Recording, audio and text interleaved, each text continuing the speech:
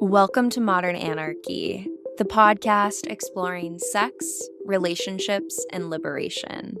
I'm your host, Nicole.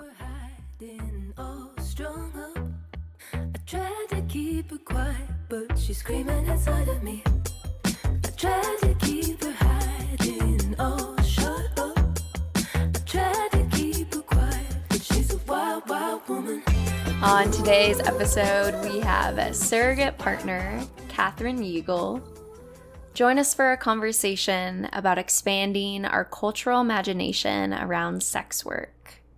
Together, we talk about exploring sex work for pleasure and the connection to solo-polyamory, submitting it to the kinkiness of our interconnection, and how our relationships shape our reality. Hello, dear listener, and welcome back to Modern Anarchy. I am so delighted to have all of you pleasure activists from around the world tuning in for another episode each Wednesday.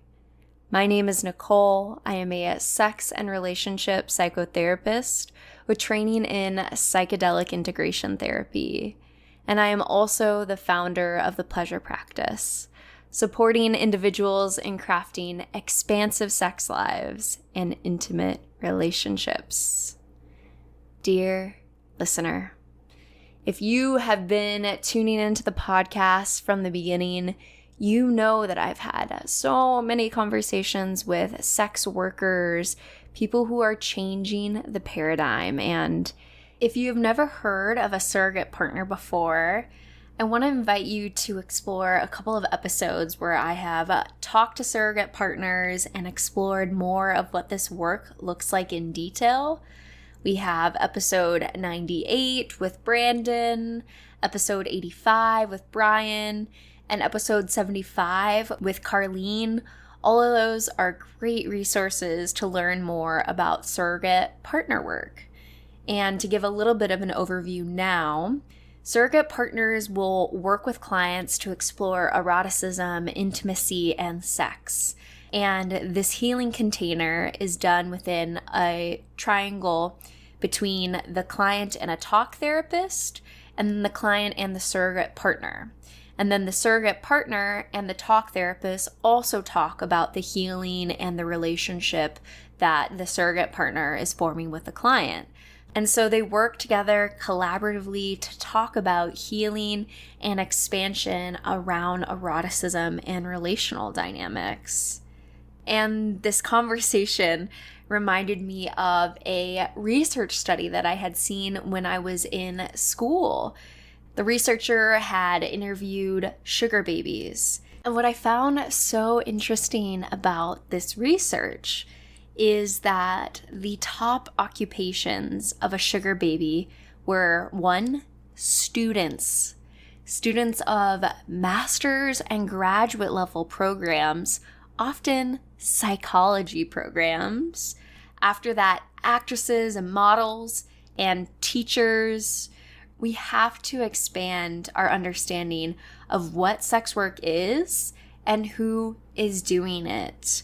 Often the cultural consciousness thinks about forced sex work, when in reality there are lots of people who are exploring sex work with pleasure and enjoying the exploration and the financial benefits of this. And I know someone might come back and say, yeah, sure, they're enjoying it, but would they really choose that job if they had another option? And man, I wish I could ask the same about a lot of our jobs under capitalism, right? Would someone really choose that job if they had another option, if they could get paid for free, right?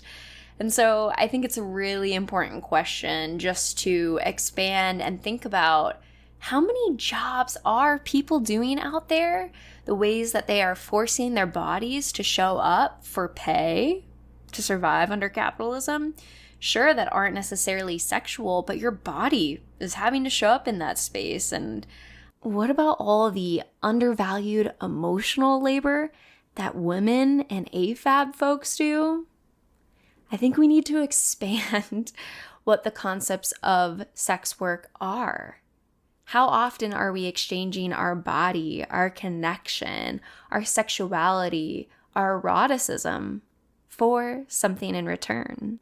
And there's certainly no answer to that, dear listener. So I hope I can leave you with a juicy question there, just to think about all the different ways that sex work is present in our lives, and how can we expand our understanding of sex work to incorporate pleasure, to incorporate bodily autonomy, and to really liberate ourselves from whorephobia. All right, dear listener, if you are ready to liberate your pleasure, you can explore my offerings and resources at modernanarchypodcast.com, linked in the show notes below. And I want to say the biggest thank you to all of my Patreon supporters. You are supporting the long-term sustainability of the podcast, keeping this content free and accessible to all people. So thank you. If you want to join the Patreon community, get exclusive access into my research and personal exploration, then you can head on over to patreon.com/modernanarchypodcast, linked in the show notes below. And with that, dear listener, please know that I am sending you all my love.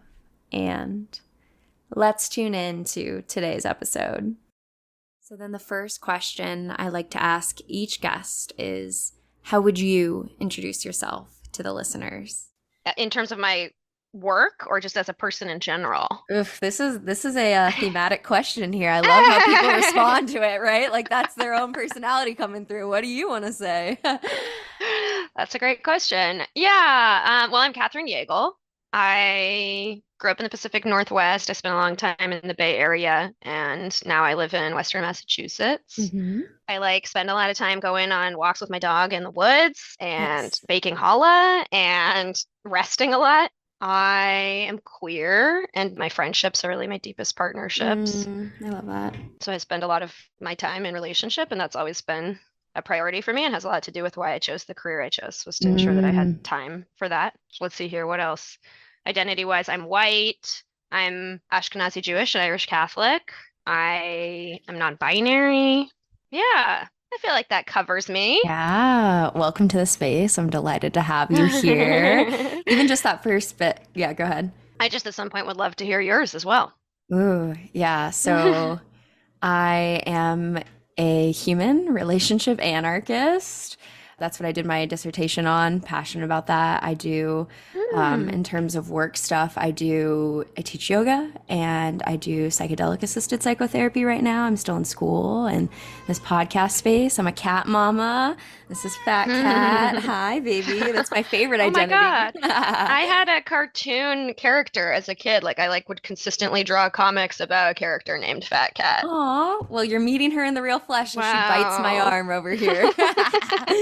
She's very, she likes attention, so I don't blame her. But yeah, white, queer woman, yeah, living my best life over here. And I'm excited to get to hear about your world and all the things that you do. Right on. You said you did your dissertation on relationship anarchy? Yeah. From a psychological lens? Yeah. Wow, super cool. Yeah. There was no research on it at all, right? No research studies. Not shocking, right? No. So, but in terms of trying to find something for a dissertation, when you find something that has nothing, that's a great space to start. And then from that standpoint, it was like, okay, so what is the phenomenon, right? So then I could just start there, where that was only my task, was what is it and how is it practiced? Not anything further, because there's nothing else. We want to lay the foundation. So then I interviewed a handful of people and took their interviews and tried to synthesize it into an essence of what the practice is. That way, hopefully some future people, therapists could read it, right, and get some general idea of what you're working. But I don't even know how much that would, given how much of a paradigm shift it is to get to that world, I don't know how much reading a paper would actually help a therapist understand, Yeah, fair. Yeah, There might be some foundational bricks that have to get laid there. Right. But yeah, now I'm at least collecting. I just, you're in the system. I'm trying to get in and out of grad school. Simplicity, right? Absolutely. And now that Totally. that has been like checked off, I've opened up a form on my website to collect data so that people can answer the same questions. And then I'm having some of those people come on for podcast episodes to like explore it further in a space that's not under the system of school and stress. So it's a continued exploration point for me. Cool. Yeah, it's really fun. But I'd love to hear how solo poly is connected to your surrogate partner work and this world for you. Oh, well, yeah, I mean, deeply connected. I mean, I think every surrogate partner I know is somewhere on the ENM or poly spectrum. Mhm. ENM, that term is becoming outdated. Consensual non-monogamy is the more like Sure. trendy word right now, right? Sure. Sure. So, I mean, I'm sure there are surrogate partners who in their personal lives identify as mostly monogamous, but I think this work is on some level requires openness. You're having sex with your clients. You're in deep intimate relationship with your clients. So there's got to be some amount of openness to that. But yeah, I was partnered in a non-monogamous partnership when I decided to become a surrogate partner. And my partner at the time was really supportive of that work, but deciding I wanted to be a surrogate partner was a huge career shift for me. I'd been in like urban farming, food justice work before this, and had never really considered ever sex work. Yeah. And it was a really big shift. And once I kind of like popped the seal on that, I was like, I kind of want to do all of the types of sex work. So I started, and there was a huge amount of money to invest to become a surrogate partner. It's as many of these like, new agey sexual healing fields are. It's very gatekeepery. And so it's thousands of dollars to do the training. So I was like, I need, and I was working at a nonprofit where I made $29,000 a year. So right. I gotta find a way to make money. So I started sugaring, which I loved.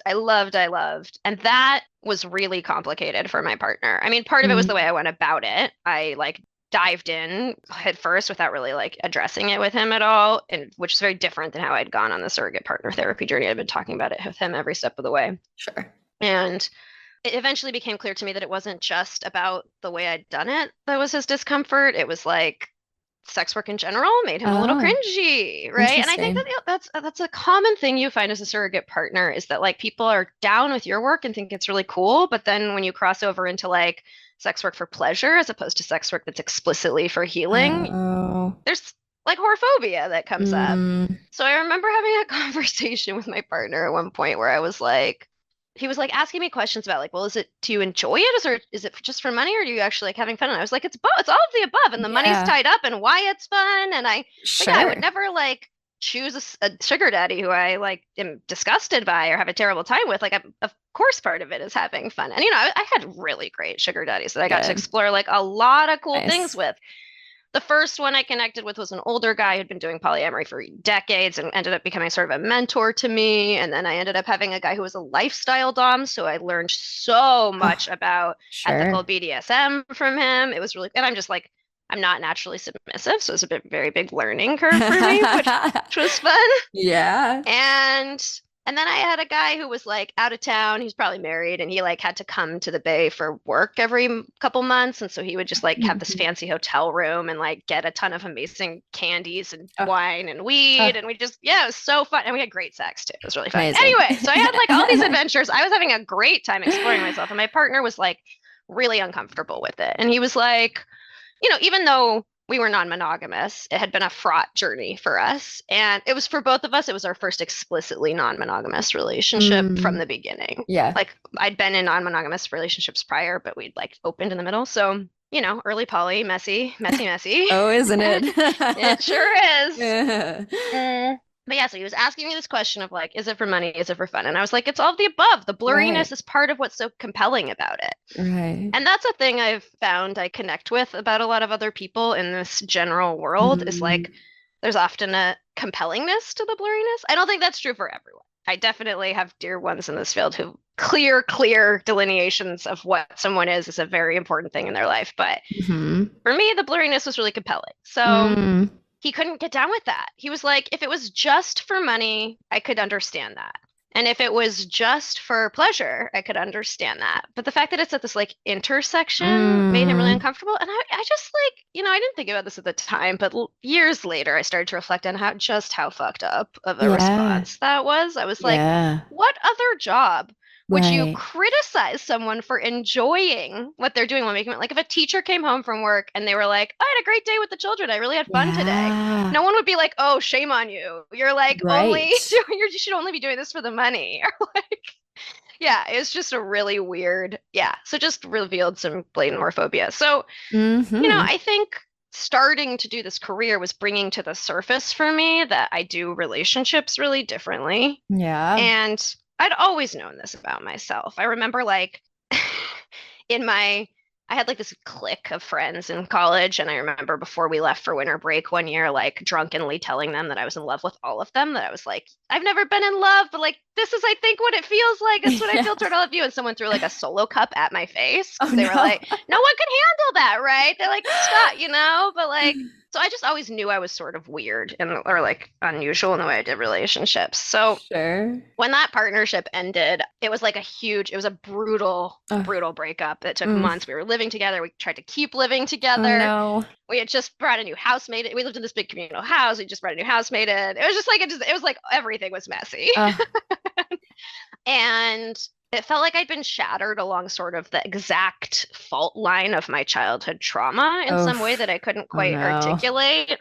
I'd basically deeply overinvested in someone who was really unreliable in exactly the same ways that like were the Ooh, rupture in my parents' yeah. marriage, but was like compelling for all those reasons, right? Aren't they always? Aren't they always? Oh. Oh, so drawn to Uh, him for that. But I hadn't been really single in a long time. And mhm. I think polyamory and non-monogamy sort of lead to that in a way that you like, there's always someone. Right. Sure. So, so I was like, I'm gonna take some conscious time to be really single. And I like I would casually date, but really few and far between.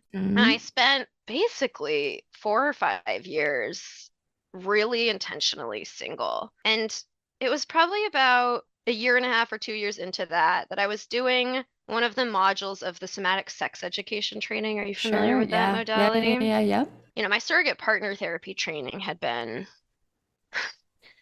it left a lot to be desired. Let's put it that way. Sure. And the somatic sex education training is much more like intensive, introspective, deep dive on yourself. It's like super trauma informed and just like all Mm, it's not like you're just like learning a set of exercises the way the surrogate partner therapy training was. It's really like you're learning an ethical framework and sure. having to do everything you're learning on yourself. Mhm. And it required this like really intense self-reflection while I was still recovering from this breakup. And I had Oh, just moved here yeah. and had all this alone time and I was in the woods and I just had a collapse. It just felt like sort of the walls were coming down. Mm. It was really intense and kind of a brutal period, but ended up being really powerful. What happened was I was integrating this trauma from my childhood that several years before my mom had revealed a really striking and key piece of information that I hadn't known about the abuse that was happening in our house Oh, during that wow. time. Yeah.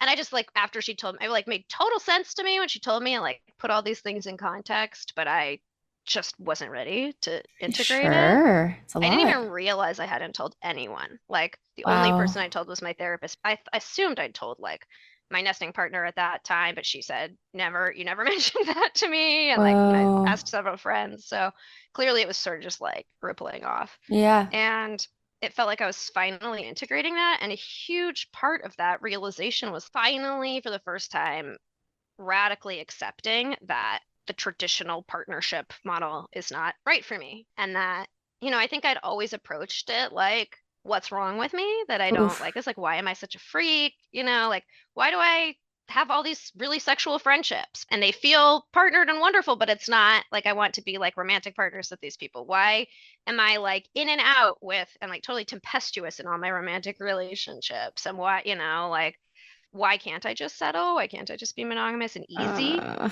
yeah. And during this period, there was like this ease with it where I was like, this is who I am. It's beautiful, it's unique, and it's so important that there be people in the world who do things differently. And Hmm.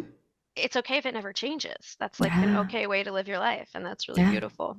Yeah, there was sort of this like powerful parallel Mhm. journey happening with my work where I was like really fully coming into my work and this powerful sort of self-acceptance happening Sure. around being solo poly, basically. Yeah, and I remember at that time like being pretty horrified that I'd been doing the work for, God, I must have been like 4 or 5 years at that point and not having done that self work, Sure. it felt unethical.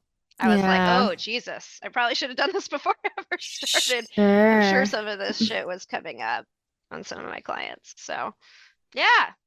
Anyway, Mm-hmm. that was quite a ramble. Yeah, no, it was all great. I appreciate you opening it up to me, right? Trusting me with the space. And yeah, that self-reflection piece. I don't know if that ever ends, right? As a therapist over here too. It's like when is there an end to that? Well, I don't know, right? Because we keep changing and growing and we hold them and they affect Totally. us and we're changed by our relationships and all of Right. that. So I don't know if it ever ends in that way. But yeah, I mean, it's funny because in the last year for me, I've just felt so normalized in all of this relationship anarchy world that when I'm hearing you, I'm like, well, this sounds normal to me. And normal is a loaded word, right? But like, I was like, yeah, of course you love your friends. Like, of course, like, I'm like, Right. what? And then Totally. I go home for the holidays or whatever, and I'm like, oh, oh yeah, oh Right. yeah, Oh, this I'm a is, freak. yeah, in the This is not best how everyone way. does things. Yeah. Yeah. Yeah, but I think there's so much power in opening up our perspectives to the realities that we all have multiple relationships. Yep. I don't mean to blow people's minds, right? The New York Mag had this article where it was like, why is polyamory becoming so normal? And then I went into the comments, and as you can imagine, it was fire. People were just like, mer, mer, mer, mer, mer. How do you have time for multiple relationships? And I'm like, Mm, I don't mean to like blow your world, but I think you have multiple relationships. You just don't have sex with all of them or quote right. unquote be romantic, Yeah. whatever that means.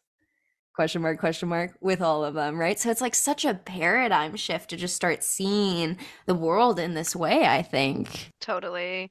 Yeah. It's really interesting to me the like sex being sort of like the defining thing of relationships. A big part of Yep. my embracing my solo polyamory has coincided with embracing my asexual parts. Like I was Sure. largely celibate during the years that I was doing that like introspective journey. And and in the queer poly world, asexuality is so common and like so embraced. And, polyamory is such a big piece of what allows me to do that. Mm-hmm. One of my partners, we were almost entirely platonic, not exclusively, but mostly. And part of why they were so easy and supportive of that is because they could get sex else in other relationships, and like What a concept. don't need me to fulfill every role. But Yeah. yeah, I like sex is supposed to be the defining thing you share with your life partner or your spouse or whatever. And that's the one thing that's different from all your other relationships, right? But if your partner like gains weight and you're not no longer sexually attracted to them, it's supposed to be just totally fine to not be having sex. Like you shouldn't be resentful of your partner for not being able to have that change in your relationship. And like really the substance of a life partnership shouldn't be all about the sex. It should be about like building this stable foundation together. And it's just like those contradictions. I spent a lot of time on Reddit and it just was like appalling to me seeing how people like, in more normative communities, there's like this expectation that someone's supposed to be both your like sexual passionate life partner and that's not supposed to matter at all. And it's Right. like these weird dichotomies just don't exist in polyamory, or like it gives you freedom to escape that shit. And yeah. Right. I know. I know. There's so much talk about how, polyamorous people are obsessed with sex or whatever, whatever. And I'm like, I think it's the opposite, y'all. Like this frame of like what you just said, right? Of like this is the one person and the only one. Like there's a lot of obsession about it in a way that I think on the Mm, other side there's this flexibility for the meaning of relationships that don't have sex at all and how important those are in our world in such a way mm, that it actually depedalizes, right? Like the importance of sex in a way that I think is not as common on the other side. So yeah. it's funny that that's like kind of the judgment that's thrown at the community when I'm like, oh, you guys actually are. Hmm. There's so Right. many ways where I start to Totally. spin about all of this. And Totally. Yeah, I think a lot of my clients like assume that I'm having crazy sex all the time, or like I'm having a ton of sex. And like not to say that I'm not sexually experienced. I am more sexually experienced than almost all my clients, but Right. so they're not wrong. But it's like I've had sex like twice this month. Like I'm not like having a crazy amount of sex. I'm actually pretty ace. Like sex is not Mm-hmm. that big of a priority for me. Sex is like a language I speak and a form of therapeutic healing I practice. But it's Sure. not. Yeah. So I agree. There's a lot of misconceptions about it. Mm-hmm. Mm-hmm. And I think the other thing for me too is that really fascinates me is this world where I mean, it's also cultural, right? But like this world where, because of a dynamic where you can only have sex with one person, there are parts of ourselves that not everyone is gonna like, right? Like there are flavors of the dessert that not everyone is into. But when you only are able to do it with one person, sure, you can meet each other and compromise, but at what point are you cutting off parts of yourself and or forcing someone else to meet things that don't feel good for them? That's Right. scary to me. Yeah, absolutely. Yeah, and really normalized in our Yep. culture, I think. Yeah. Yeah. I came from Christianity and Mm, purity culture. mm, yeah. Yes. So, A lot of recovering Christians in this world, for sure. yeah, yeah. In terms of just like paradigms around this sort of stuff, I think that's a really big thing. You know, like the first time I had sex, I sobbed uncontrollably afterwards because I felt like no one is ever going to want me again because I had sex before marriage. I Mm, was tainted. Who would ever want to yeah. touch me? I failed, right? Oof. Yeah, young me just crying in the bathroom by myself. And Mm, so to get out of that world where I was like, okay, I'm gonna have sex outside of marriage, right? I'm gonna have sex with more than one person in my life was a stretch of my capacities to let alone, oh, okay, I'm gonna date two people at once and do this game, right? Let alone I'm gonna have two people in the room at one, right? Like all of that caused such a stretching of my capacities and worlds and paradigms and meaning making that I think there's still a lot for us to explore as a culture on like what sex means, what do we want it to mean, do you want to have it once or twice a month, like there's just so much up here culturally, and in a culture where we don't talk about it, there's so much suffering. And I'm sure you see that in your work, right? People who just have so much up there that hasn't been talked about or explored in relationships. yeah. It's a lot. Yeah. Good stuff, though. I know. It's why I'm passionate about this, and I'm sure it's equally Mm. why you're passionate about your work. And Hmm.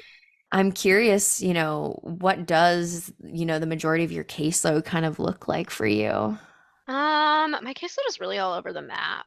I think the majority of clients seeking a female presenting surrogate partner are middle-aged men with erection issues, Mm, which is a totally valid reason to seek surrogate partner therapy. sure. That sort of like explicit physical sexual dysfunction was the way that surrogate partner therapy was created. Like that was the intention it was designed for when Masters Hmm. and Johnson created Sensate Focus. But it gets really boring really fast once you've had a few of those cases. And yeah, I mean, first of all, it's like fairly easy to solve with like Hmm. surrogate partner therapy with just like sensate focus exercises, like learning to touch mindfully and learning to identify your desires and separate them from like pleasing your partner.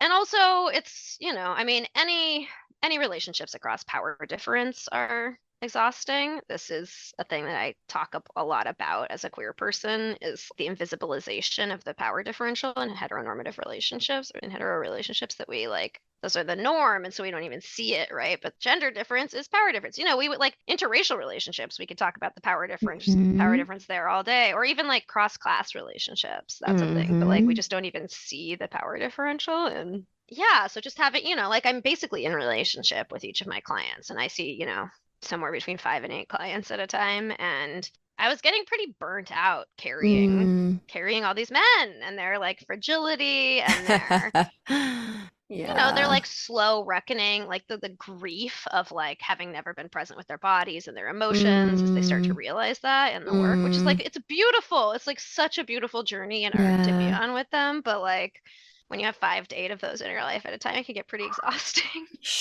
Yeah. So Sure. yeah, and having to, of course, along the way having to deal with their entitlement and like boundary crossing and yeah, all that stuff. So I was starting to reach kind of the end of my rope, and I really consciously, I was like, I really need to queer my practice. I just like need to have more diversity in my practice. I've always offered sliding scale rates. So I Mm-hmm. think that's been, yeah, I've always had generational, I've always had like age diversity. I've worked with people as young as like 20 and as old as like 72. Cool. But yeah, I just like was only working with cis men basically and getting really sick of it. So I like spent quite a bit of time interviewing people or like talking with people whose practices served more women and queer folks. And I had got some really helpful advice about kind of like how you frame yourself on your website and like who think about who your website's for and that type of thing. Right. But the most helpful piece of advice I got was from this pro dom that I was doing this work Mm, trade with, cool. who, yeah, she's rad. Actually, maybe I'll give you Yeah. her Yeah. I was like, info. what? Who She'd be is this? great to interview. Who is She's it? super cool. Dahlia Snow. Okay. I love recording with She's mostly dominatrix. based in the Bay, I Cool. think, but she's sometimes in Baltimore. Yeah, I can send you her info. Very cool. Yes. She said that, she used to work with mostly cis men as well, but like nowadays her practice was almost exclusively queer clients. And I was Cool. like, what? Like, tell me your ways. Yeah. Like, it was my total happens. It wasn't like why I reached out to her. I was Sure. getting domination sessions from her, but Yeah. we were just talking about that because we were in like, slightly similar fields. And I was like, how did you do that? And she's like, I didn't really do anything. She was like, I just sort of let my social media presence become more authentic. Like I was just like became more and Mm, more of myself. Like the more myself I presented, I was, the more those clients love came to that. me. And that was Yeah. like, because it was so contrary to what we'd been explicitly told to do in my surrogate partner therapy training, which to be fair, like the surrogate partner therapy training was like incredibly whorephobic. They like refused to identify what we do as sex work and like basically threw sex workers under the bus to legitimize our work. They were like, don't accept only cash because that'll make you seem like a sex worker. Don't, like Whoa. make sure you look professional on your website so people don't think you're a sex worker. It was just like, what the actual fuck? Yeah. Like we're having Whoa. sex with our clients. This is sex work. Right. Like I don't know what you're thinking. There are prodoms who never fuck their clients who identify as sex workers. Right. And cam girls and all this shit. And like we literally are having sex with our clients and we're not identifying as sex. That just like makes no The sense. cognitive dissonance. There, yeah. Totally. And you still hear that rhetoric. Like, I think that's starting to shift in the surrogate partner world. There's a new surrogate partner collective that's running trainings that's much less whorephobic. I'm trying to actively combat that. But yeah, NPR did a story last year, or maybe the year before, on surrogate partners in Israel, where the government pays for surrogate partners for Hell yeah. vets. Hell yeah. It's wild. Yeah, crazy. America's wild. Yeah. I mean, yeah, it's all, yeah, it's just what. But the surrogate partner they interviewed, they asked her like, is this sex work or how is this different from sex work? And she was like, honestly, that question is offensive. Like, I don't even know how you could ask that. Like, it's so different. The purpose is therapy. And I was like, why? Why is this the ongoing narrative? Like, why can't we just be like, yeah, it's sex work. It is under the umbrella of sex work. Is that such a really hard thing to say? Anyway. As if sex work isn't healing, right? Like in general. Right. What? Absolutely. Right. Like there's some inherent difference, like pleasure isn't healing. Right. And yeah. But also just like the tendency to throw others under the bus to legitimize yourself, to like step on other people's heads, to like get safety and security for yourself is such a weird way. Like in my head, of course we should identify as sex workers because we're pretty fucking safe. Like there has never been a criminal case against a surrogate partner. Right. We're fairly legally protected. So like why wouldn't we say that we're sex workers? So we start kind of expanding the cultural imagination around what sex work is and thereby elevating all of us, like bringing all sex workers more safety and security. It just Anyway, I went off on a total tangent. What was I even talking? What was your question? Is it a tangent or an actually very on point of the conversation, right? Yeah. I mean, I think it's all super important because it just reminds me back to, again, America's puritanical roots around purity culture, right? And it sounds like this like same sort of idea of wanting to get away from the dirtiness of sex. This is therapy. This is what we're, like it's just trying to get away from that box, which I think, yeah, we can ask much deeper questions about what does that say about your conceptualization around sex and pleasure and intimacy. I think there's so much deep in there. So it's all very modern anarchy, in my opinion, examining power structures, right? And Mm, how that is implicit in our relationships in ways that we don't even recognize at times. absolutely. Yeah. Yeah.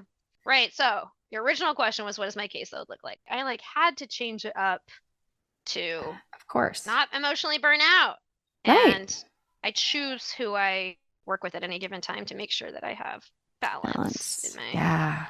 There was a period when I first started, when I was like first having success with like drawing in queer clients, where I like took on a ton of queer clients Yeah. because I was so excited about it, Right, which one right. was a pretty big hit to my income. It was like suddenly I was making half as much money as I was making before. And I was like, okay, this is not sustainable. Right, Gotta have at right. least some of the full paying clients. And I was shocked how much more emotionally drained I was Oh, because I was like, my journey was so parallel to so many of these sure. clients that There it like my is. shit was getting triggered, right? It was there's so much more ease of separation when someone's really different. You know, I have so many clients who are like Mhm. 30 to 50-year-old men who just like really never got practice dating and are just like lacking Yeah, confidence. And so so much yeah, of the work is just sort of affirming them and helping them find their right. voice. And that's like such joyful work and really easy. Like, Mm-hmm. if that was all I was doing, I'd be super burnt out by it. But as a small part of my practice, it's lovely and really rewarding. Mm-hmm. But yeah, when the bulk of your clients are people around your age range with really similar identities as you and a lot of similar trauma, like eating disorders and addiction and like Oh parental yeah. trauma and like struggles to identify their queerness. Like it was just like, I had one client who like the first 4 or 5 sessions, I just came home and like sobbed for hours after Oh, our session. And I couldn't yeah. identify why. It wasn't like anything bad happened. It was just like their Sure. struggle was getting so Yeah. deep into me. Yeah. So yeah, the Yeah. balance is important. Absolutely. Absolutely. Yeah, because you and I both have unique jobs where we're building relationships with people. And so there's part of our job is to hold that story in our head, right? And so it impacts us in so many different ways. It's, impossible to not be impacted by these relationships and the way that they either challenge our stories or expand them, and quite literally we build a story with these people, right? And so being Hmm. able to find that balance in your caseload makes so much sense, right? Where you could use your voice, right? Talk about deconstructing professionalism and all that sort of bullshit, right? Like coming out here to use your voice and attract the people that bring you energy so that you can balance that out with the heavier work, and finding all of that is so key so that you can continue to do the healing work. But yeah, it just reminds me of the beauty of relationships for all people, right? Like, not even if you're doing the work that we do and you do, right? Like, just the ways that when you bring people into your world, it changes so much, so much.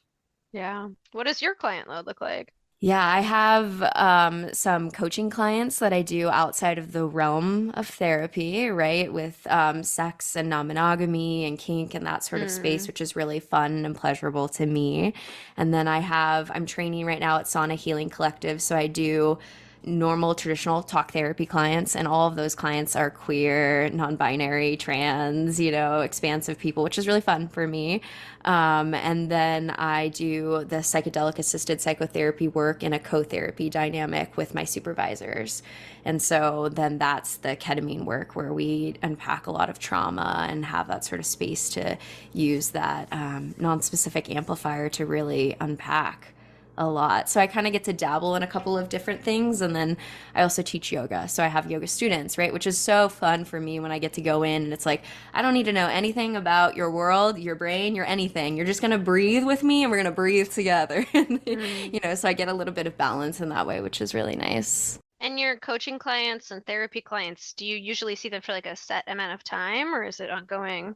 No, it's ongoing. I mean, I trust the person, to decide when that is and when that isn't. I don't try to push people in or try to make them stay. Like it's really up to them. I've been in therapy myself for the last 5 years and have enjoyed deeply the relationship I have with my therapist and have gone in so many different ways. So I mean, I'm open to people having that kind of longevity of relationship, Mm. right? And obviously always supporting the bird to fly out the nest, when they want to. We don't Mm-hmm. keep them, but if it feels good to them, I'm happy to support them to whatever, capacity. Yeah. And then our world is made by this. Exactly, right? Like we have to find that balance in all of it. And then it deeply spills into other, I don't know about you, but then it like deeply spills into other areas of my life where, I'm connecting in my community rock climbing and I'm talking about my dissertation. And then someone's like, oh, this is so fascinating. I'd love to have a conversation with you and talk about this. Right. And then it starts to hit Mm. that point of like, when is this work? And like I have to put boundaries around like Mm. I'm now teaching, I'm now so like that's been I think an interesting journey for me too, Mm. in this healing world of like when do you have boundaries with this stuff, but yeah. Totally. Yeah. Yeah. Yeah, there was an interesting period for me. I had one client he's still my client, who Mhm. I was really in love with. It was the first client I'd ever fallen in love with, actually, I think. Yeah. Yeah, and it was so sweet and safe and gentle. Like the container was so clear, and it was really supportive for him to receive that. But Yeah. yeah, and he's queer, and he like discovered that. I mean, he suspected beforehand, but it was like through our work that he like discovered and embraced that, and he's now dating mostly men, which is like the cutest. It's like Mm-hmm. that's so unusual Yeah. for my cis man clients. So it was like a Mm. very rewarding. He says like, getting to like be queer together, and our sex was Yeah. so queer, Yeah. which is not usually the case, right? Like I Mm. tried as much as possible to teach queer sex to my clients, right? We're like starting from square one with like sensory experience rather than Mm. like first, second base, third base, right? Yeah, So yeah, yeah. I think to some degree, all my clients are having very different sex than what might be like taught in the overculture. Right. But this was the first client I was having sex with where I was like, this looks a lot like what my sex life outside of work looks like. And at the same time, I was starting to date a cis dude for the first time in 6 years. And when does like my client become like not work? And like, how do I keep it in that container in a way that's supportive and safe for him, right? And when is like this work with this guy, this the relationship I'm having with this guy I'm dating work, right? Because like there was work required. There's always emotional labor required as a Mm-hmm. as a femme person dating a dude, but so Yeah. I avoided it for a really long time. And charge money for it. Yeah. Totally. So, but yeah, I was really like on a philosophical level. I was like really sort of Sure. struggling with like how much they looked like each other. And, the guy I was dating lives far away. So I would see him about the same frequency as I was seeing my client. It looked like the container Mhm. looked really similar. The sex looked similar. And I was like, wait, Sure. one of these I'm getting paid $200 an hour for, and one of these I'm free. So Right. what's going on here? It was just a weird thing to look at. Yeah. What do you make of all? I mean, I'm just like thinking about capitalism and surviving in this world and like getting outside of the boxes of work and stuff. But like, yeah, how did you conceptualize all that? Yeah, like where did I land? Right. That's a great question. Well, so I think in terms of the client, what became really clear to me through, a huge part of this was just talking with the therapist about it and making sure that the client still felt like good and safe and like he was still Of getting the course. therapeutic, what he needed out of the relationship. And the therapist Right. was very much like, this is good for him. Like, Right. this is exactly what he needs at this stage. So that was helpful. But, I think largely what was reflected back to me through his work looking so much like the rest of my romantic life was like, he's almost done. Our rapport is this comfortable, and he's this fluid and comfortable in sex, and he's like starting to date, and we don't have like structure to our sessions so much anymore. It's just sort of like it's like a date. Yeah, yeah, It's like yeah. we're just hanging out. I was like, that means he's like almost done at the end of his arc, and we've been holding there for several months, but he's like much more proactively dating, and like I'm more just sort of like a background support to him at this point. And and when I worked out with my relationship, yeah, this is interesting and kind of connects back. Sure. I mentioned that I saw that sugar daddy for a while who was a Sure. lifestyle dom. And yeah, a lot of what I was sort of like struggling with in the early phase of that relationship, especially once it became sexual, because we've been like dating basically for several months without any sex involved. We recently were talking about this, and it was clear to me at the time that it was dating, but it was funny because he recently was like, oh, we've been dating for 6 months. And I was like, no, we've been fucking for 6 months. We've been dating for like a year. And I was Right. like, and he was like, oh, I'm gonna lose some points for my hetero assumptions there. Yes, you And I was like, will. oh yeah, you are. But yeah, what I was struggling with was like So this person is someone who's like newly out as queer, has been like Mhm. internally working through his queer identity for years, but like has largely kind of come into that through dating me, which as like a non-binary woman, I like that's a fraught thing for me when I'm Mm. dating a dude who like, 'cause like for me, it's just an ongoing struggle the way our relationship looks to the outside world as traditional and heteronormative, Right. and also like the ways that it is right, like the like emotional labor and the like distribution of roles and all of that. And so for him, he was like, this relationship is so queer, which, like, to be fair, in a lot of ways it is. Like, I'm very much the dominant one, and our sex life is super queer. But, most of, for me, I was like, this is the straightest relationship I've been in years. So this is, Mhm. we were having very different experiences. And it's like, I was having frustration around like being his gateway to queerness. I was like, you need to go find that on your own. Like, you don't even have any queer community. Like, you need to go build queer Right. community. You need, Right. Right. Right. Right. so I was sort of having this ongoing struggle with, yeah, being his entry point to queerness and doing a lot of emotional labor for him, like, emotional support, which, like, to be fair, I love that shit. Like, there's a reason I do this work. Like, Right. that's how I Right. am in my relationships.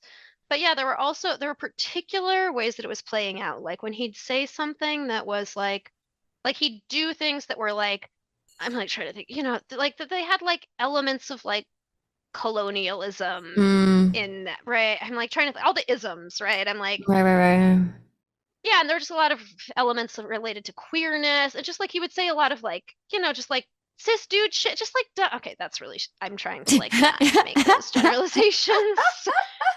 Yeah, he would just say stuff that sort of like had a blind, Sure. like he was Sure. sort of Sure. like Sure. blind to stuff. And the moment that like really broke it for me was when we had just started having sex. We had done only low risk activities in terms of STI transmission. Yeah. And so he was planning to come visit, and I was like, we should have a safer sex talk when you get here. The assumption being like, we might have more Right. risk exposure this coming time. And he responded to that with the text safer sex question mark. And I, I was just like, red flags, like Oh alarms God. ringing, like, what do you mean question? Yeah. I was like, what? I don't even understand what is your question here? Sure. And when we finally broke it down later, after I'd gotten like over my rage, he was able to express to me that that suggestion of we need to have a conversation about safer sex had brought up a bunch of anxiety that he like thought I was saying I had an STI or something and Oh, hadn't told him. interesting. Which Even more even interesting, right? right, I mean, even that is such an right, like the minute you bring up safer sex, there's the implication that there's like an unsafety piece, right? As opposed to Mhm. like just a normal and par for the Right. course element of keeping ourselves Right. safe and protected is to have this Right. conversation. That text conversation went very downhill because I was like, what the fuck Yeah. do you mean? Question Yeah. mark. Yeah. And Yeah. Yeah. he was like, what do you mean by safer sex? I was like, okay, this is bad news. And Yeah. Yeah. it was like Yeah. one of those moments where it became, when you were talking about like you're rock climbing and someone asked you about your work and then you're like, Right. when is this work? Right. I was like, Right. this is work. I was like, I Yep. clearly have to give you my like PowerPoint presentation on STIs, and we need to talk about which is like literally what I do with my clients. I make I. $250 an hour to do this. So that's shitty. That's work, right? Like this is now Yep. work. Yep. So Yep. I like sat on it for a bit and I was like, I basically realized there's been kind of this ongoing struggle I'd been dealing with of like wanting to nag him and correct him and all those moments when he was like doing those little things that annoyed me where he Sure.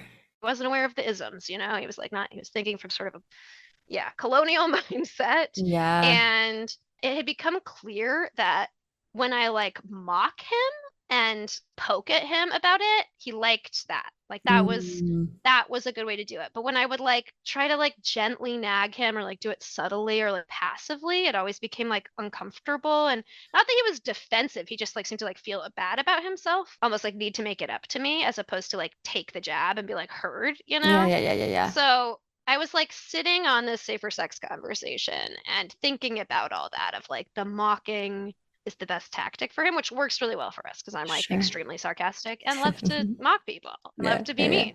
Yeah. So I had this like idea of a point system where I Oh, was God. like, I'm gonna have like a point tracker on my phone, and when you say or do dumb shit, I dock you points. So I like went through the safer sex like the text conversation we had with it. Like, so Minus I like 100. totally. So I like proposed this to him and I was like, so in the future, like if we had this conversation, this is how it would work. And you'd lose like 16 points in that conversation, right?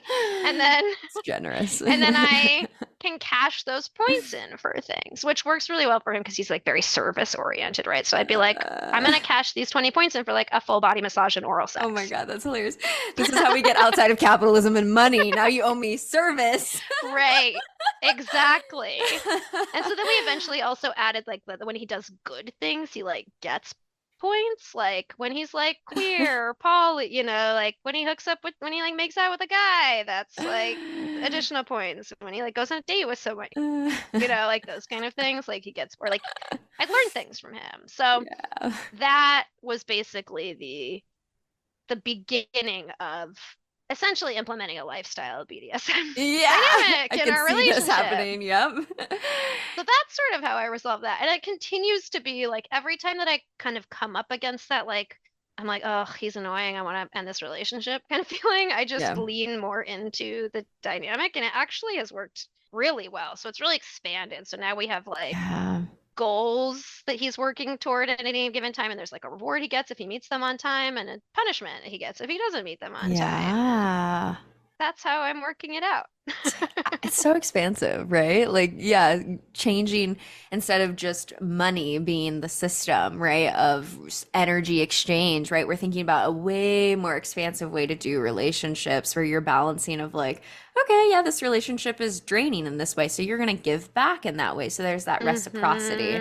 And I think for me, that was the question about the rock climber, like asking me all of this, right? It's like, I can talk to you about my work and expand your perspective, but are you going to expand mine, right? Like, because it doesn't have to be money, right? But like, what is the give and take of this relationship? And I think that's a question for all of us in our world, right? Of like balancing out, is this relationship draining my energy in such a way that I'm constantly giving and giving and giving and giving, so much so that it's actually driving me to lose my zest for life because this relationship isn't really for me. And then the subsequent deeper question that a lot of people then have of like, is it me? Something's wrong with me. Something's wrong with me. And I'm like, oh no, something's wrong maybe with that person or your community, And I think that's a hard thing for people to kind of get, that like our sense of identity, our vivaciousness for life is deeply connected to our relationships. And so, when you have all those clients, right, that are like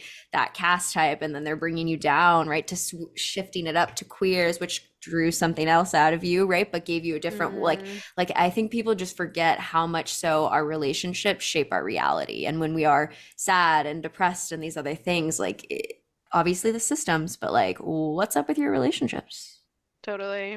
Yeah, and I think there's a degree to which, like, because of the monogamous life partnership over culture, there's like a degree of, it's been normalized to be sort of sad in our romantic relationships a lot of the time. We're like, we have to compromise. Not that I'm opposed to compromise. I think compromise for negotiation is really important. Of course. But I think, like the way, and it's funny because dating a cis dude, I like get this again now, but like the way it's like, there's like a whole world of TikTok that's just like women hating their husbands, and like and joking with, sometimes they're fucking hilarious, it's like this guy being an idiot, and now I'm like, I get it. Yeah, he's like such an idiot. But like, just like the normalization of that is like a wild thing. And especially when you've been in queer relationships for a while, you're like, whoa, I forgot how that's like so normalized to just be like grumpy at your partner all the time, or like sad or unfulfilled, or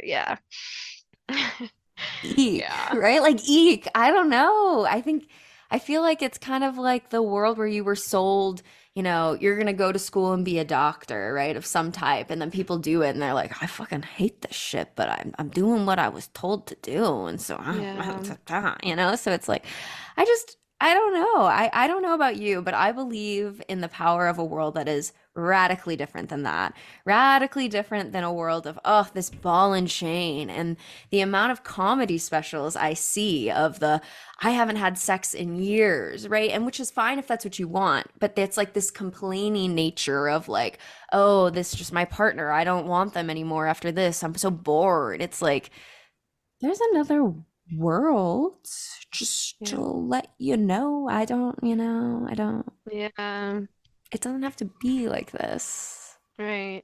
Yeah, and I think that, I think the powerful takeaway for me in this relationship was like discovering that like what works for me also works really well for him. Like he loves it. He's like super turned on by it. Like he's like hard all the time when we're like having these conversations about his goals, or I'm like criticizing him mockingly or whatever. And yeah, and I think that's something I like learned from doing all these like, semi like legal gray zone weird types of work, right? Like Yeah. sugaring taught me so much about that, right?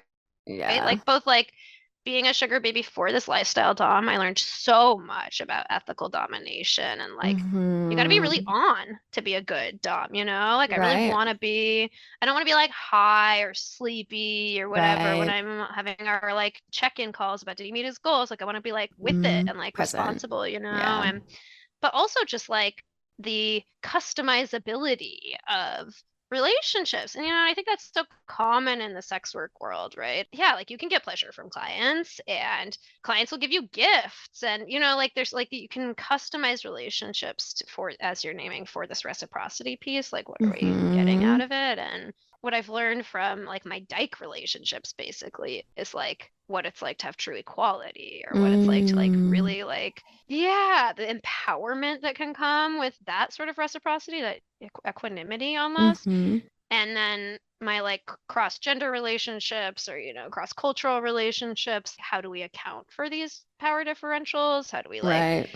like if I'm dating a person of color, I am going to be learning things. I'm going to be accidentally harming them at times, right? So how do you account for that Mm-hmm. power differential and stuff? Mm-hmm. Absolutely. And the question of like when you put in the system of this, like if you, say stupid shit, you're taking away points. Like, is there an ethical question around the fact that you're enlightened maybe more than this person?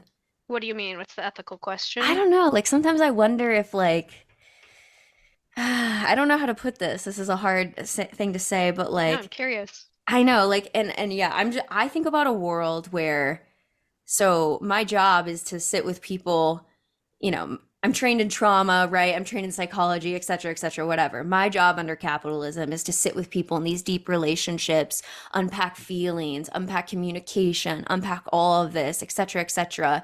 And because of the systems, that is what I spend my 40 plus hours a week doing compared to maybe one of my partner who sells plants, right? So his hours of the week are spent selling plants and selling plants. And I'm over here studying deep emotions and communication. That inherently creates this power dynamic where like my skills Mhm. in a certain area or maybe a little bit. So then I'm sitting over here like, is it ethical for me to date anybody? Not in a sort of way of like I'm better than people, but under the systems, I this is literally what I spend my hours doing. And so when I connect with someone who doesn't, it's like an inherent power dynamic of like I'm Mm, skilled in, so these more. areas. And then I'm like spinning, I'm like, how do I do this ethically if I see something in their mental health and maybe, or what, but then that's presuming I know more. But it is in a reality where like 40 hours a week I'm Hmm. doing this and someone else is doing that's like that's a power so I Totally. spin these all the time and I'm like I don't know. Totally. Yeah, I remember being on a call with a bunch of other folks in the somatic sex education training Yeah, one time. And actually, I think it might have been that there's like a sex worker breakout group or like a group, sex sure. worker support group within the somatic sex education Yeah. community. I was like talking about having struggling with like, this was like deep into the period of those years where I was mostly Mm, celibate and before sure. I'd like entered relationships again Yeah. or before I entered romantic partnerships again, Sure. let's say that. Sure. And I was talking about like I was like I'm starting to feel like I'm starting to explore sexuality again. I'd been like dipping my toes in the water of dating again, and I was like I am having this like fear or anxiety around like I was like I hate to say this is so egotistical, but like I'm just gonna be better at sex than Yes. everyone because this is my job. Like I literally get paid to teach Yeah. people how to have like good, present, mindful, Yeah. embodied sex, right? So Yes. like I do this all the time. I'm thinking about it all the time. I'm practicing it all the time, right? Right. And it's like coded into my nervous system at this point, right? And it's Right. not for most people. Like I wish Right. this stuff was in like our high school sex ed curriculums and Yep. stuff, but so much of it is like basic stuff anyone can learn that you don't even have to do sexual stuff to learn these concepts. But the reality is most people don't have those skills. And so yeah. And so I was like, I'm like worried I'm like only going to be able to date other people from Mm, this world, and right. Right. someone was like, someone's like, yeah, I mean, I don't really know what to say, but like, like if someone's a professional tennis player, they're not going to want to play tennis with me. Like, it's not going to be fun Right. for them if like, Right. like they're not being challenged and stimulated in that way. And Yep. I really do think there's truth to that. The first time that I started having sex with a romantic partner again after that period and after I'd done that really like deep introspection and done this training, it was still lovely. And I was like so in love with this person that I had a great time, but I was very aware of sort of the Mm, differential and like how much I was the one doing and giving and serving because they didn't have that experience. And so I think there is truth to like there can be a certain equality and ease when you date someone who's kind of in a similar field as you when you do emotional labor fields. But I was also totally taken aback to find how great my sex life with this person is who's right. Exactly. totally not at all in that. So Mm-hmm. Mm-hmm. Because there is fun in teaching too when it's with the right person and it's exciting, right? And totally, and you're I have to say, exploring. I actually found, sex is not the realm where I'm teaching him. Like, Mm. certainly, I mean, clearly safer sex there was some teaching to do. Yeah. Um, yeah, which to be fair, like the information out there is sparse and all oriented toward Right. like worst case scenario. So it's Right. really, unless you are certified Yeah. in sex education, it's hard to know. Yeah. But yeah, I find much more like what I'm teaching him about is like queerness and power differential and oppression and how like colonialism shows up in our world Sure. and how to just like be a grounded and embodied person. But Mm-hmm. sex was not the realm. It was sort of like an instantaneous chemistry, which really took me aback and was honestly really like affirming or like Mm. relieving. It was Mm. it's relieving. I was like, oh God, because it was the first time I'd had sex that felt that way, that wasn't someone else who was in my kind of training and community world, where I was like, Yeah. and it was like, oh, great. I can still have like easy Yeah. sexual connections with people who aren't like trained in this Right. shit. Right, right, right, right, right, right, right. I'm exploring a little bit of that in my relationship world too. So I'm curious Yeah. for you, like, some things are obviously ineffable and we don't have to put words to it, but if you could or want to, do you know what it is about that connection that kind of sparked that for you? Yeah. Yeah. I think I actually can. I think part of it is like simply what is the hotness in sex for you? And does that Yeah, yeah, like yeah. overlap well, right? Like my former partner, the one who had I had been dating when I became a surrogate partner, he was really like into subtlety and slowness. He was really like Mm, private and mysterious, which was like why I mm, was so fucking magnetized toward him and just like rar. he's like very feminine and yeah, sort of just like wispy. And Mm, that was his sexual style too. And that was really new for me. And so at first we weren't really that sexually compatible and it took us a really long time to kind of find our groove, but we were both like really yeah. compelled toward the other person's way because I'm much more like direct, quick, kind of like aggressive. And I Hmm. think we both learned a lot from each other sexually in that way. But with this Yeah. guy, we're both like aggressive and there's like a constant sort of power play. It's the first relationship I've ever had where like BDSM is sort of like a built-in part of the both the relationship style and the sexual dynamic, as opposed to just like something we play with or like try on from time to Sure. time. It's like Sure. sort of always present. And it's funny because, I like my very first partner was super kinky and we Mm, explored a lot of kink through that. But I always sort of was like, that's fun. And I'm so happy to support him in that. But it's not like I always identified as sort of vanilla. hmm. And like really until very recently, I Mm, was like, kink's super fun. I'm super pro kink, but I don't like need it. And I think yeah, this yeah. relationship is teaching me that I'm like, oh, actually, the kink is a really core part of at least the Hmm. sexual dynamic for Sure. me. And that's like Sure. allowed that to come to the surface. So Yeah. yeah, I think it's about that overlap, right? And it's not to say that when you don't have that overlap, there's not reward to, right? Sometimes you Sure. have so much to learn and engage with. There's something to chew Hmm. on when someone's sexual style is so different than yours. But Sure. there was sort of an immediate like, oh, we're into the same shit here. Not that our fantasies are Hmm. completely the same, although there's overlap. But that like Right. ferocity and the power play and like who's in charge at any given moment is like that Mm-hmm. swirl is the fun of it. Mm-hmm.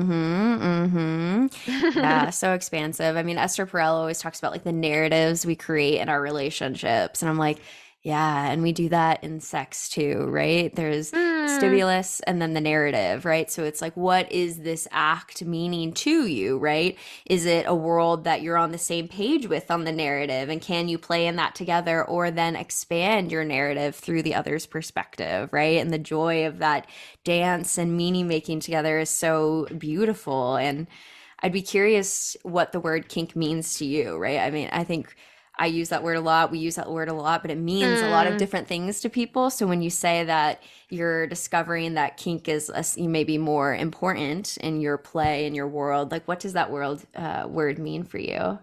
Hmm. Oh, that's a great question. I mean, it's such an umbrella term these days, and it means such different things to different people.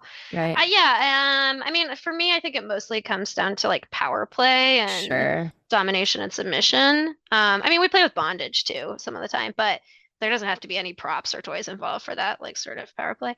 The dynamic we have mostly is like, I'm a brat. I'm definitely a brat. And Yeah. I've come into that awareness through this relationship largely. But brat usually in the kink community is associated with being a sub, and I am Mm-hmm. not a sub. I am Mm-hmm. very much a dom. But I'm a Mm-hmm. bratty, but it's like I want to be served and I Right, want right, to right, like right. mock and push back, but like I want to be in charge. So Mm-hmm. that's interesting. What are you exploring? What are you in this in terms of that sort of like Oh. finding that spark and reciprocity? What are you exploring? Yeah, this last year prior to this was the first time I really explored kink, right? Like really getting, and I guess I've expanded on that in a lot of different ways where I would say that like when I was Christian and I was taught to submit to the authority of a man, that shit's hella kinky. Although it wasn't consensual because I was fucking taught a paradigm, so then it's not Yeah. kink, right? Because I didn't get to choose Mm, that world. But I think that if we look back, right, like that's where a power dynamic even starts for me of like, oh, I'm supposed to submit to mm, this authority. But then it was a lot of other explorations until like more recently where I had a more like DS dynamic and a lot of objectification, a lot of body manipulation, a lot of submission. Loved that. Loved that. And then the sex that I'm exploring now is like the eroticism of companionship and partnership. Just this like caring for one another when you look into one another's mm. eyes and like ooh, and that is hitting a very special Aw. space, right? And I love all the different flavors, right? So I love all the different flavors. And so but just the sex I had yesterday, it felt so vulnerable when I was having this orgasm, staring into this person's eyes and feeling so tenderly cared for in that moment. And not that I don't have that when I'm being called a slut and an object. Like that has a different level of rage and intensity and vulnerability when I'm in that space with my dom, right? But like this is a whole different flavor. And afterwards I was like, God, I don't know anything about sex. There's so much more to learn, right? And so then I am thinking about the Mm, narratives around what does it mean? Like what does it mean when I look into this person's eyes? And what am I conjuring up here in terms of my experience and my story and who this is and how that, the brain is the biggest sex organ, right? So like all of that stuff going on and the ways that that is so deep. I am excited for my career, right? Like what a joyful space to keep exploring, right? Both mhm, professionally and personally and how that is interconnected. mhm. Yeah, it's funny in like a culture where, oh God, I'm like, how do I even concisely? The wave of feminism in which we grew up in and like the era of like our culture's development, it's just like the sort of like sweet, loving vanilla sex, that like connective, staring into each other's eyes sex is sort of like the sex we're sort of taught as like what you're supposed to strive for, right? And Mm-hmm.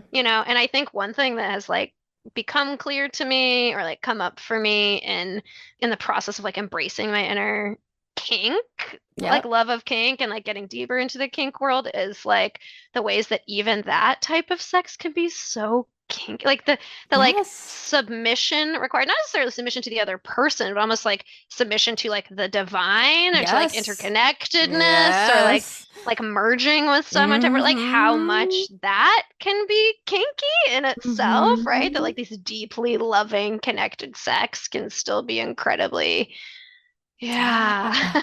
Exactly. there's so much of myself that I am submitting and giving to in this person, right? And that is that power exchange. And maybe that power exchange is more mutual in some ways, right? But it is still an energetic power exchange in that world.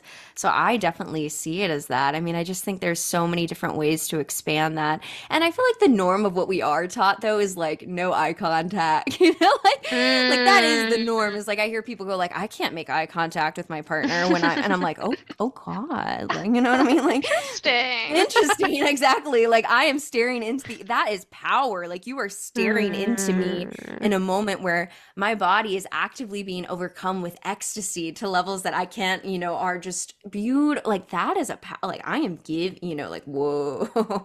There's so much there I think to expand out. I hate when people are like, "Oh, I'm kinky. I don't do vanilla." It's like these are just all different flavors of ice cream and I love all of it. Why do we have to like, We have to choose pigeonhole? one. Yeah. Right. And then I have different partners that like different stuff, right? So then Totally I right. get my, ice cream, my chocolate over here, and my bubble gum over there, my cotton candy, like, and it is beautiful, and I love getting to explore all those different parts of myself in these different relationships and then come back to some level of wholeness in who I am through all of that, which again, I'm like hearing the world of people like, oh my God, she's a whore. And it's like, yes, I am. But like, it's Mm. so wild to me that we do this in every other capacity of our life, right? I laugh with multiple people and I come home to a centeredness of what brings me joy and peace. And this is just another area of my pleasure where I explore it with multiple people and come back to a centeredness in who I am. And I find that to be very divine. I find that to be very whole and pure in my world. Yeah, right on. Yeah. That's sweet. Yeah, I have so many more things and directions I could say about I this, but I'm know. noticing we're coming close to the end here. I know. I know. Well, I want to hold space too in case there was maybe something we didn't talk about that you want to hit. Otherwise, I can direct us towards our closing question. Yeah, I don't think there's anything we missed. That's Yeah. fun. Much less Yeah. about my job than I was expecting, which is always a delight. So, Good, good, good, good, good, good. Yeah, I mean, and I think this is a space of intimacy, right? Like I meet Mm, a quote unquote stranger, right? And I'm pouring, you're opening, we're pouring. I mean, all of that is very on par, I think, with what we're talking about, right? Is what does it mean to co-create in this space and actually be present with you? So I appreciate you doing that with me today. yeah, Yeah. right on. Happy to. Yeah. Well, the closing question I ask every guest is, what is one thing that you wish other people knew was more normal? Oh my God, there's so many I things. know. I know. I mean, the word normal, as you've acknowledged, is such a fraught word, right? I use it all the time, but I'm constantly trying to catch I myself and know. prevent. I guess what I really wish is that we recognize that there is truly no normal, that there really, really isn't normal. There's normative, the culturally constructed narratives of like, what we're taught we're supposed to be. Hmm. But beyond that, there is every possible way of doing things ever. Like if you do it, someone else out there does it. And in fact, there's probably an entire community and world of people who do that, who like that, who want that, who like interact with that. And having been leaning into the solo poly identity for several years now, we're alive at a particularly like fraught moment in the narrative of marriage and Right. hetero marriage and just like look at the reality shows around it like Married at First Sight and Love is Blind. We're at this time when like marriage is like a more unstable institution than it's ever been before, and yet we're like it's like so deeply entrenched in our Yeah, culture yeah, yeah, still in such a yeah. big way. And I've been doing so much exploration of sort of like people who've lived these more solo poly like lives, right? People who've like done things non-normatively. Like I have always lived in either big communities or like with one dear friend. Yeah, and so like looking into that, so my housemate and I this past summer we lived near the Emily Dickinson Museum and we Oh, went to the cool. Emily Dickinson Museum and Yeah. yeah, it's really rad. And she's just like such a classic example of someone who like lived her fucking own life, danced to the beat of her own drum. Like she didn't give a fuck, right? Like I Yeah. found out like she didn't even consent to any of her poetry ever being published. She just like the pieces that were published, she just like sent to friends. Like she just like wanted to live her little hermit ass life. She didn't want to be famous. She wanted to like wander through the woods. She did all these illustrations of wildflowers, and like she had like really, really intimate, deep friendships. She was gay, likely. Yeah. Or like she, like a lot of her poems were written for this woman that she was in love with, who ended up marrying her brother, arguably so that they could be next door neighbors and like be really intimately in each other's lives. Right. Yeah. But like she just like did that. She just didn't give a fuck. She like, you know, I remember reading somewhere that when she submitted her poetry to be published, she changed the pronouns from she to he, or from, you know, to like make it look like it was a hetero relationship. And then when I was at the museum, I found out she never had her poems published. The people that she'd sent them to as like sweet letters changed them in order to publish them. Wow. So it's like there's just so many. Yeah. There's so many examples in the world of people doing things the weird way you're doing them. You think you're a freak? Everyone's a freak. Everyone's a fucking freak. Yeah. There's some people who are just more in touch with it. Right. So. And yeah, having a good time with it. Let me add that in there, right? Right. And I think totally. That's what's funny for me about the kink. Like, right, it's like framed as non-normative sex. And then there's research showing that like up to 70% of people have BDSM fantasies. And I'm like, well, that's, if we're going on the statistical norm, right, as laden as that word is, that means it's pretty normal. So then it's like an inherent contradiction to call it this non-normative practice. Totally. But like words are helpful to talk about different types of sex maybe, so we don't like completely drop the word out, but like, God, there's a lot more to expand here, you know? So, Absolutely. And you pass the anarchist test, which is always when someone deconstructs the like final answer and is like, no, I won't take it. So you passed, you know, that's the secret test, you know, there's no right or wrong. Great. Glad I passed. Well, it's been such a joy to have you on the podcast. And yeah, thanks so much for hosting. Of course. Yeah. Where do you want to plug for people who want to connect with you, your work, and your voice? Totally. Yeah. You're welcome to check out my website, KatherineYeagel.com, and I can like just drop that in the chat here. And I'm on Instagram and Facebook too, but I am really in a deeply hermited period and not engaging with social media right now. So probably best to hit me up through my website if you actually want a response. Great. Well, thank you again for joining us today. Absolutely. Have a great rest of your day, Nicole. If you enjoyed today's episode, then leave us a 5-star review wherever you listen to your podcast. And head on over to modernanarchypodcast.com to get resources and learn more about all the things we talked about on today's episode. I want to thank you for tuning in, and I will see you all next week.